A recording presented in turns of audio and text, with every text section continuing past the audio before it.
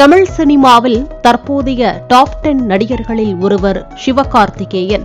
SK என ரசிகர்களால் செல்லமாக அழைக்கப்படும் இவருக்கு குழந்தை ரசிகர்கள் அதிகம்.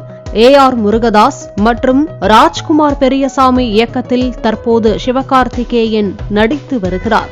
சிவகார்த்திகேயன் ஆர்த்தி தம்பதியினருக்கு ஆராதனா என்கிற மகளும் குகன் என்கிற மகனும் இருந்த நிலையில் சமீபத்தில் 3வது ஒரு ஆண் குழந்தை பிறந்தது.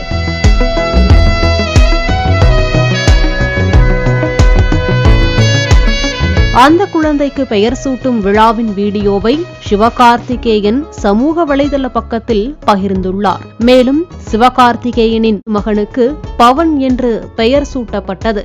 இதனைத் தொடர்ந்து சமூக வலைதளங்களில் பலரும் வாழ்த்து தெரிவித்து வருகின்றனர்.